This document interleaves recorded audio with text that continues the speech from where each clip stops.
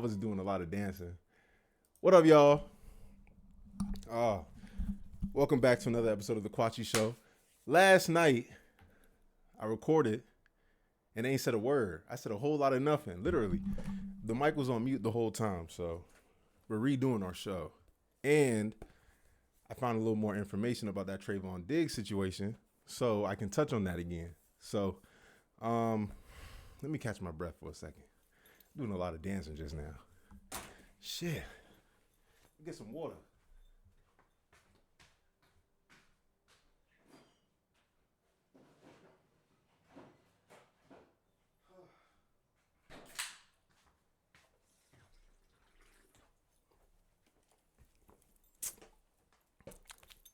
That's what I needed right there. Y'all don't know nothing about that. LaCroix. Y'all know nothing about that. If the sparkling water can't fry fish, I don't want it.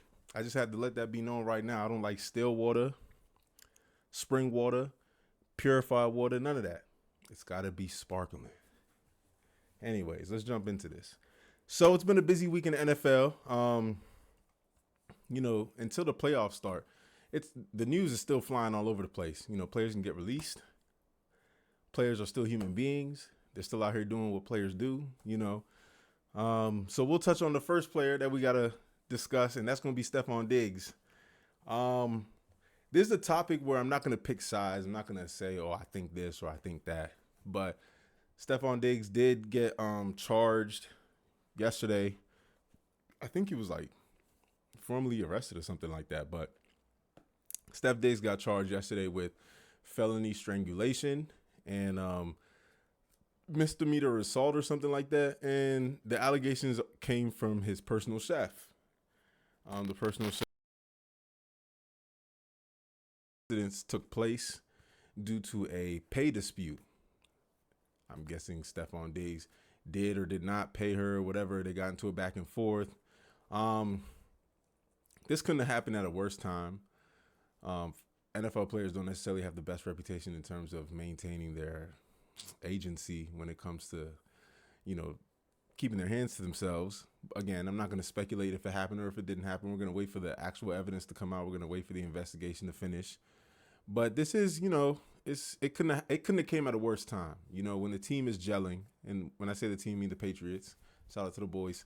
When the team is gelling, especially after coming off such a rough season last year, Stefon Diggs was brought into the team to be a leader. I don't even think anybody expected him to have a season like he's had this year.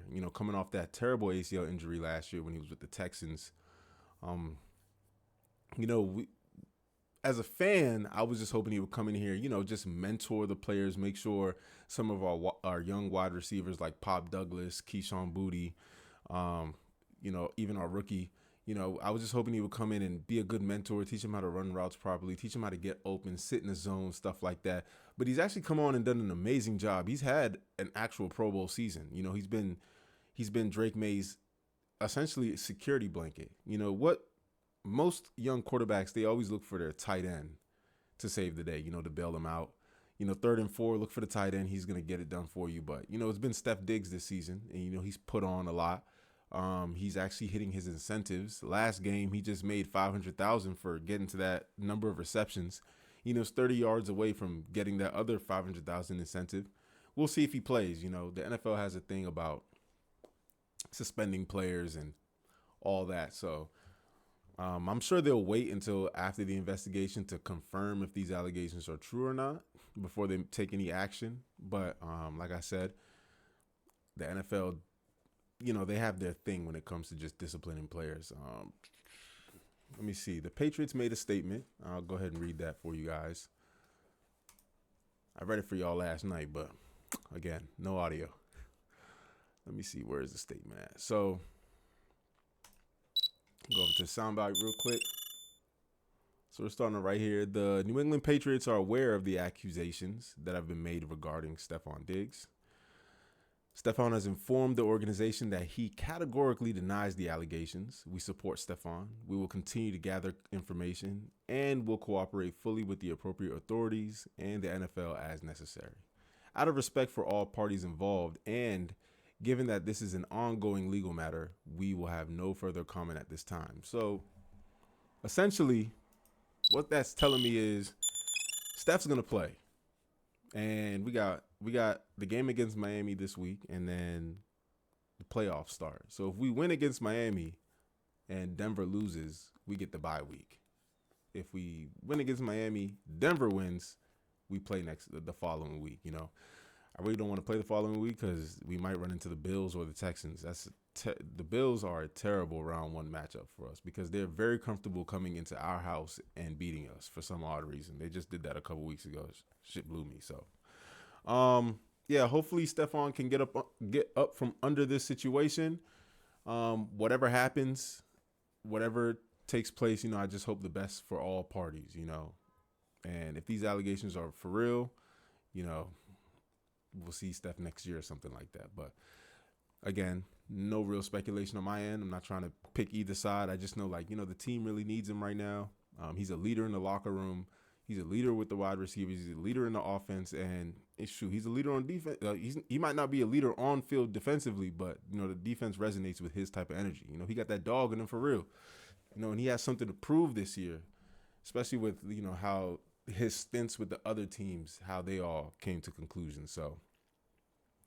So sticking with the Diggs family, let's move on to his brother Trevon Diggs. Trevon Diggs just got released from the the Dallas Cowboys. So Trevon Diggs just got released from the Dallas Cowboys. I'm gonna run the Instagram real quick because I gotta show you something. It's actually kind of outrageous. Who's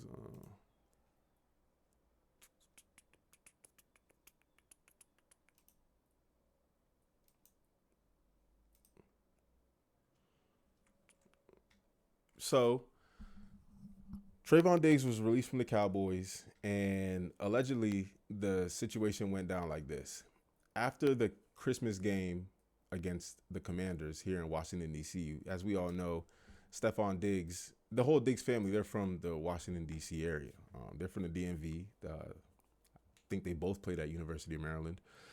So Trevon wanted to stay in the D.C. metropolitan area just to spend time with his family. That's what he told the team. The team denied his request, and he followed up with another request, allegedly, and the team, again, denied that second request. Now, it sounds like he stayed in Washington, D.C. regardless.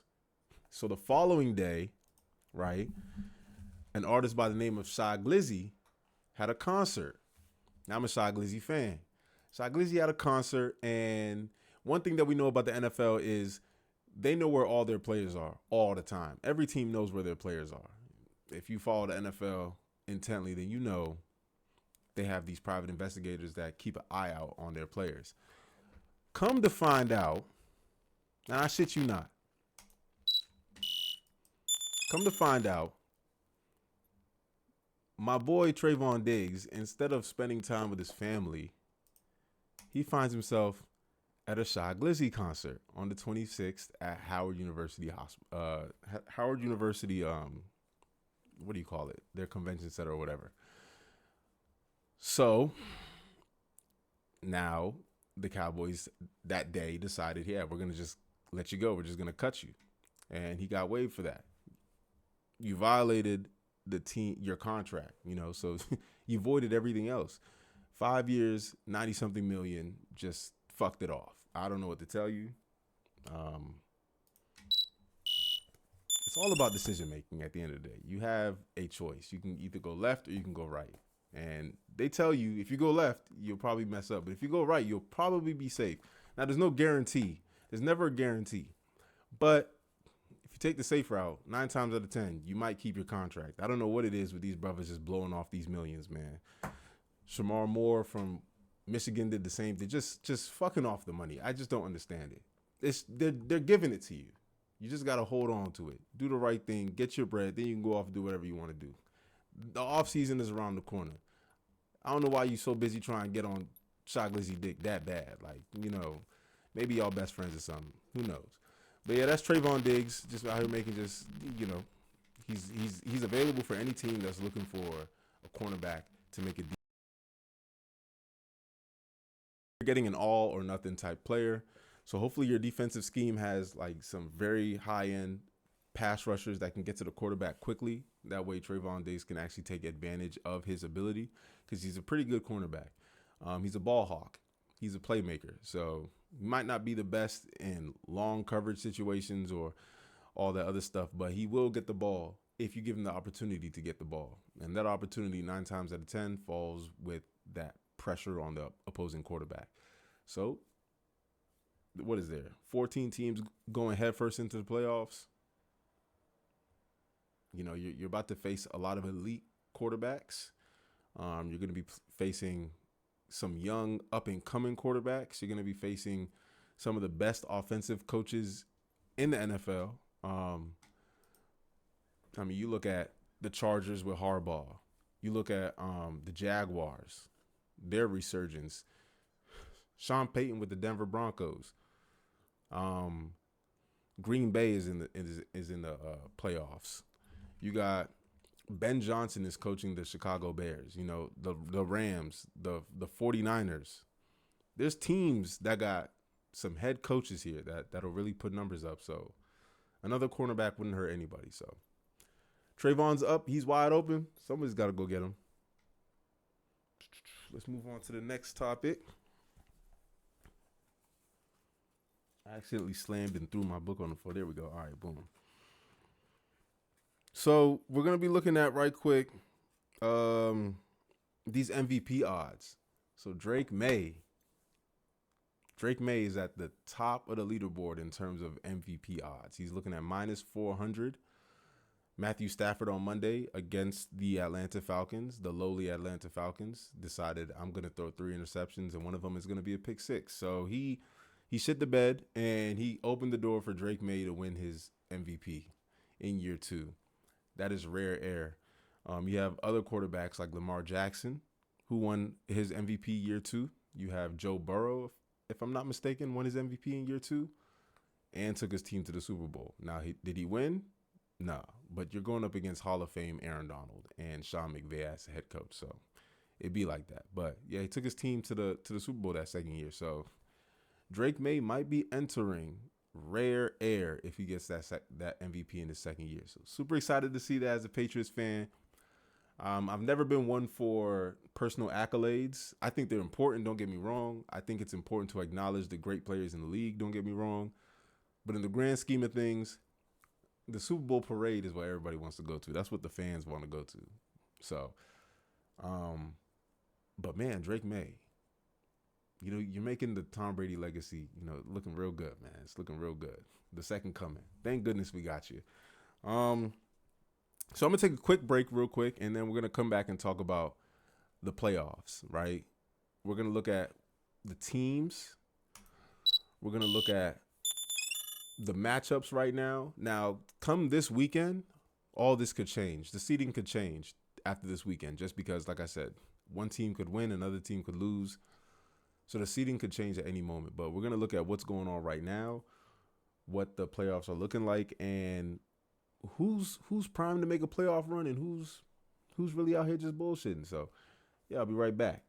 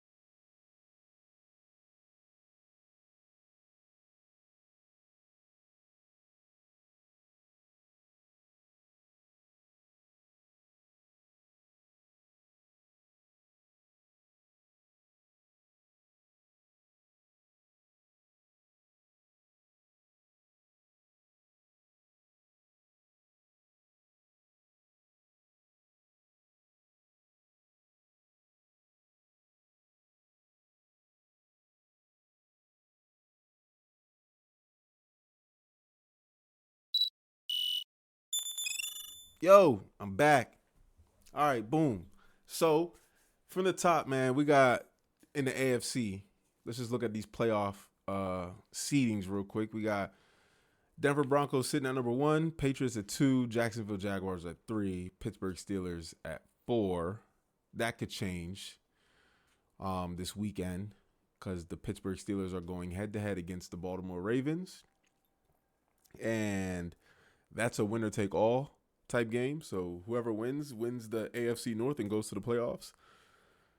And then continuing, you have Houston Texans at 5, Los Angeles Chargers at 6, and the Buffalo Bills at 7. Over to the NFC, you have the Seattle Seahawks at 1, Chicago Bears at 2, Philadelphia Eagles at 3, Carolina Panthers at 4. Another winner-take-all game. Carolina's playing Tampa Bay this weekend. And whoever wins that game wins the NFC South. And from there, they go into the playoffs.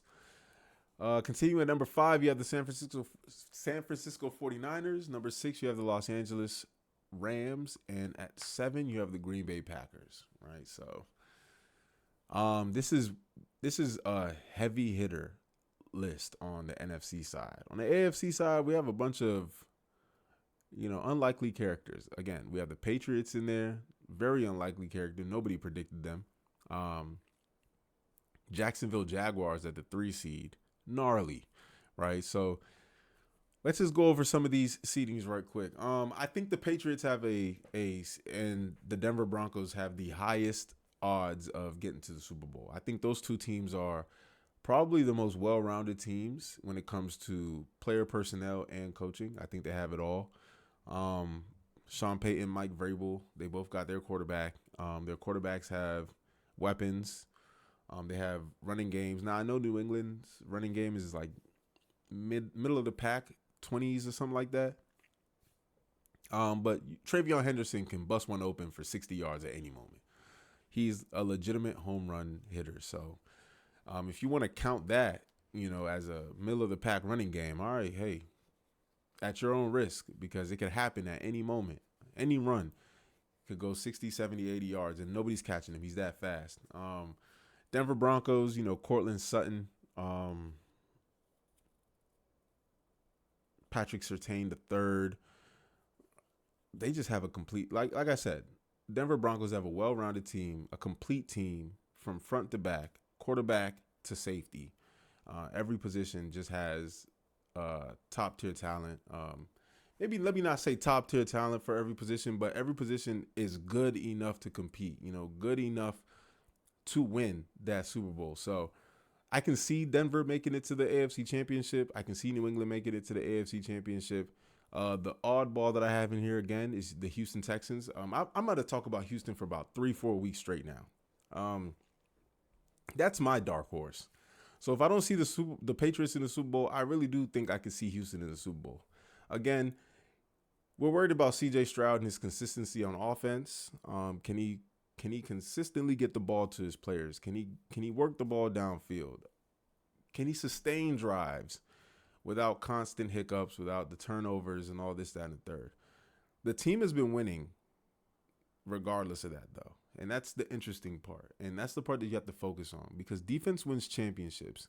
And I'll reiterate this. They have an elite defense. They don't have – it's not a joke of a defense. It's not like a defense that is opportunistic, that gets you every now and then. No, this is a defense that is always on top of you. From the minute you start the game to the minute the game ends, these guys are playing at 110%. And so they make up for the offense, quite frankly. They make up for it. Teams aren't moving the ball on them. I think Houston has a top 5 defense. They might be number 1 in the NFL. I haven't looked at the stats, but they might be number 1 in the NFL. So they'll run into a team like New England. New England has a top 5 defense and top 5 offense. That's why I say that they're a well-rounded team. Now, everybody, you want to talk about the offensive line. I think it's held up pretty well. Drake Maye's been all right. He hasn't been on the ground too many times. The left tackle will be back. We put Will Campbell on IR, but he will make a return for the playoffs. I think the time limit for when you get injured to when you can get reactivated, I think that's up at the end of week, if I'm not mistaken, because the injury took place after the Bengals game. So um, hopefully we see him back. We need Milton. If we get Milton Williams back, then we can get back to holding running backs to less than 50 yards a game. And that right there is where that was like one of the most unique things that any defense has done this year. Held every running back to less than 50 yards until Milton Williams got injured. So you see the value that he brings to the Patriots. That the team just needs him back, and then a push for the Super Bowl, easy. You know, you got to get through some other teams, but there are some teams on here that I just simply don't trust that, you know, a team like the Patriots should be able to get through. Let's move on to the Jacksonville Jaguars. Now, Jacksonville, they got a coach that I like.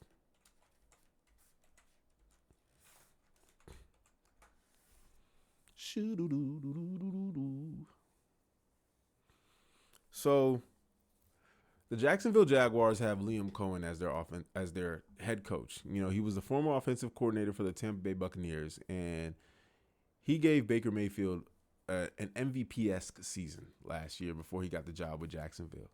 And as you can see this year, Baker Mayfield is missing Liam Cohen like it's nobody's business.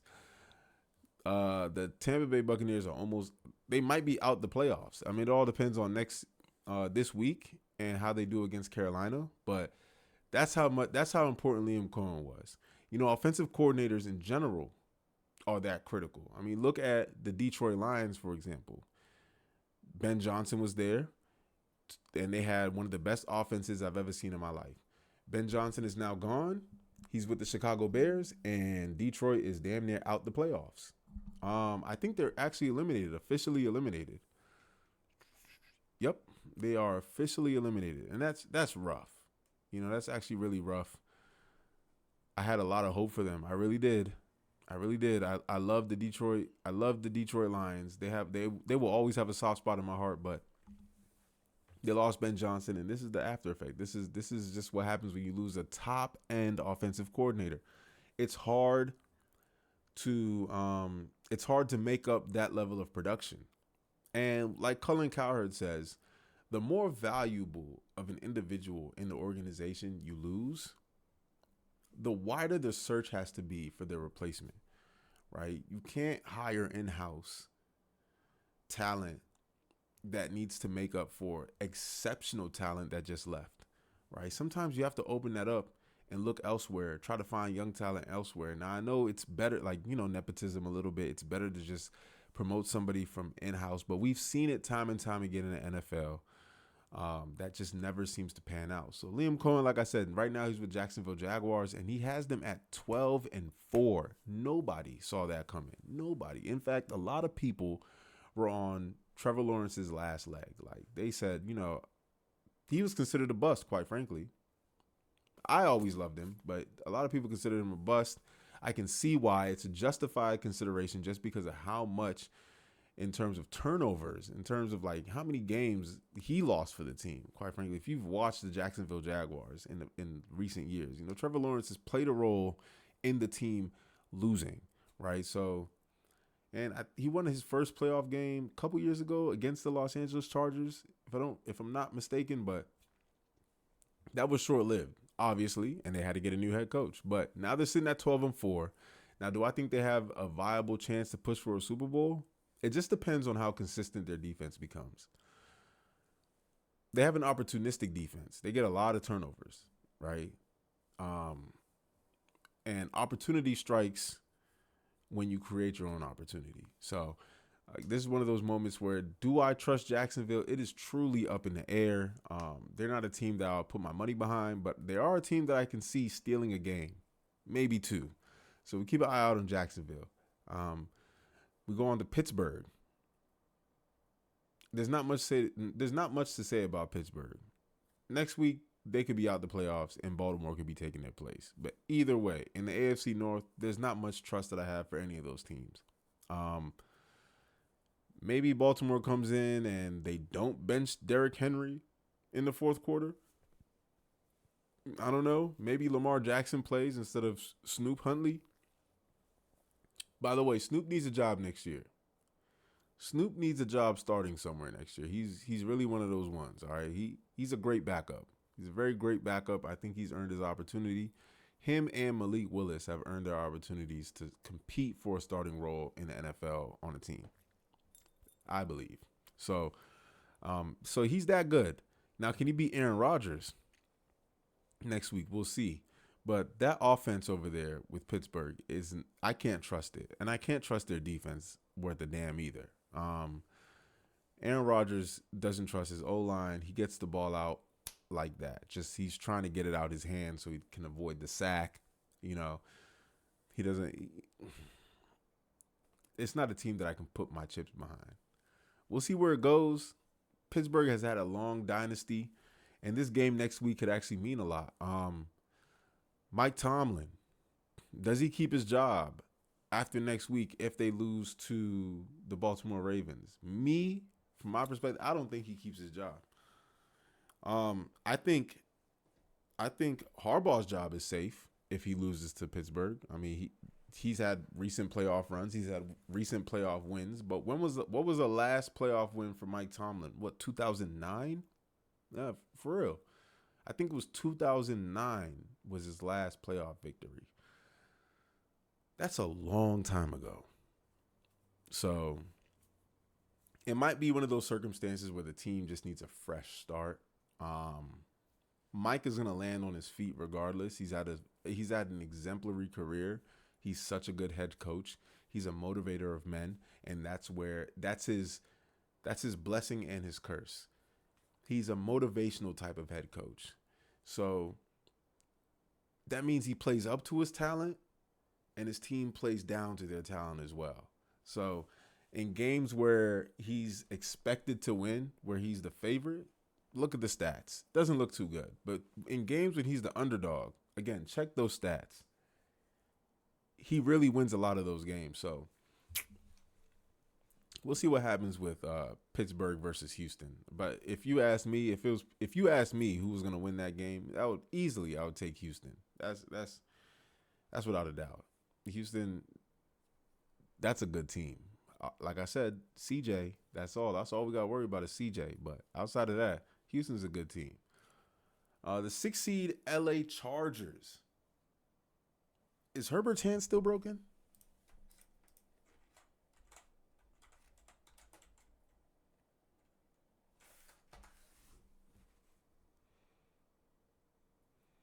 Yeah. Yeah. So it looks like Herbert's going to be sitting out next week's game. Let his hand recover. For me, Justin Herbert's a superhero. I mean, who did he just beat? He beat the Chiefs with a broken hand. You know, this is one of those guys that puts their cape on. The difference is, I think actually Justin Herbert and Josh Allen have a lot of similarities. I think they're interchangeable. Like, you can put one on the other team and they can do almost the exact same things. They're built the same: speed, height, strength, throw power, accuracy. They're very similar quarterbacks, right? And so that puts Herbert on another tier compared to Trevor Lawrence. I think Justin Herbert can take their team maybe to the AFC Championship. You got to understand as well, the Chargers not only have Herbert, they have Harbaugh, and Harbaugh is an A-plus coach. Look at what he's been able to do with that team. Look at what he's been able to do with the offensive line, who's been missing their tackles all season and still has been able to riddle off 11 wins and only 5 losses, like with no tackles. You know, Justin Herbert's been under duress all season, literally running for his life, up, down, left, right, back, forth, almost every game, if not every game. And still he finds a way to produce. Still he finds a way to make things shake. And, you know, that's just that guy. So I like Justin Herbert. I like the Los Angeles Chargers. At the 6th seed, they get to play Jacksonville Jaguars. If you ask me today who I would take, I would definitely take the Los Angeles Chargers over the Jacksonville Jaguars. I just feel like the Chargers have a more complete team, more well-rounded team. Their defense is more consistent. And I don't think Trevor Lawrence is the kind of quarterback that makes defenses irrelevant, right? He's Trevor Lawrence is gonna need his he's gonna need everything to work in order for them to beat the Chargers. So I would take the Chargers easily. And then the final seed in the AFC right now, we're looking at the 7th seed Buffalo Bills. Um, Look, I don't know how difficult that Philadelphia Eagles defense is. I do know it's top five. Um, but the Buffalo Bills are just not a team that I can trust. I know they ran into a, a juggernaut of a defense against Philadelphia, and everybody wants to say, "Oh my gosh, like it's Philly's defense." I wouldn't say it's Philly's defense, man. I think it's more so the Bills just don't have ballers like that. They don't have any stars anywhere outside of Josh Allen. It's just him. They got Shakir back there, but he's a number 3 at best. Slot guy. I like him. If he was on the open market, I would ask my team to go get him. He's a solid player, solid number 3.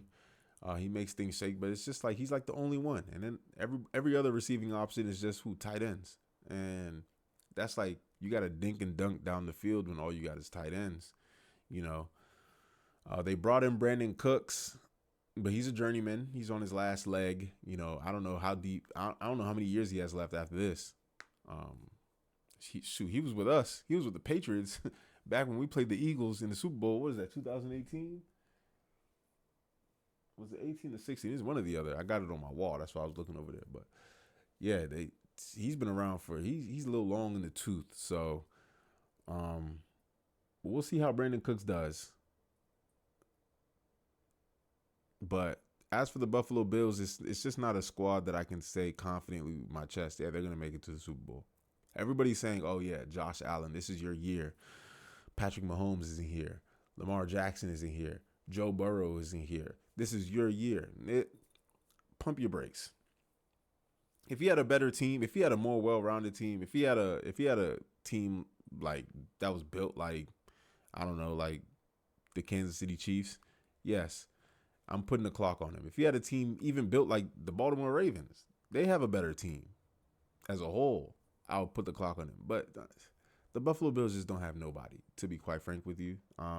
They got a few pieces on defense here and there, but nobody to really like hang your hat on for real. So, especially not on offense. And so when you see a first half against Philly where they just can't do anything, to me, I'm not surprised seeing it.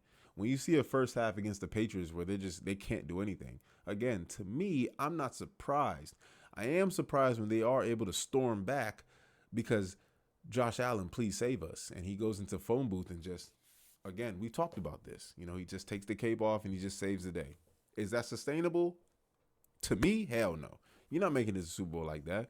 You can get away with that during the regular season with a bunch of other teams, but in the playoffs, when everyone's laser focused, man, you're not getting away with that nonsense. So your wild card game is looking at Buffalo versus New England in New England. And I was actually saying this earlier in the year. Actually, not early in the year, technically early in the year, but I was saying this the week before, during the bye week when the Patriots were getting ready to play the Buffalo Bills. I was saying I actually kind of hope we lose to the Bills because it's hard to beat a team 3 times in one season. So if we win the first matchup and then we lose the second matchup and we see them in the playoffs, we're more likely to beat them now that we've lost the second matchup. And we have. And we lost in an embarrassing fashion by allowing them to storm all the way back and beat us. So we're going to be at home again. They can't do that twice. I can't see them doing that twice. And that's one of those games where, like, I don't gamble. I would gamble on that game. I would put my whole paycheck behind the Patriots. I promise you I would. Because I just cannot see the Buffalo Bills beating the Patriots twice with that squad. So I've hit 37 minutes on this stream. So I'm not going to go any further. We're going to talk about the NFC tomorrow on actual New Year's, January 1st. But as for this happy New Year's, we're going to stick with the AFC. We're going to stick with the Steph Diggs conversation. We're going to stick with the Trevon Diggs conversation. We're just going to get those out there, just get the juices flowing, get me back in this recording mode, So, again, Happy New Year, everybody. We're steaming full steam ahead, into 2026, there's a lot of things being said about 2026. It is a rejuvenation year. It's a year of like recovery or something like that, where like a lot of old will be shed and made space for new. So, if you're carrying dead weight into 2026, make sure you leave it there. Don't drag it with you. It doesn't matter what it is, if it's a thing, if it's a person, if it's a place, you know, if it's holding you back from pursuing what you truly love and enjoy, make sure you leave that in 2025. I know it sounds cliche. I know it sounds like some shit you'll see on like reading a fortune cookie or something, but take my word for it, man. Shed that weight, spread your wings, and fly. And with that being said, Happy New Year, everybody. Until next time, this is the Kwachi Show. I'm out.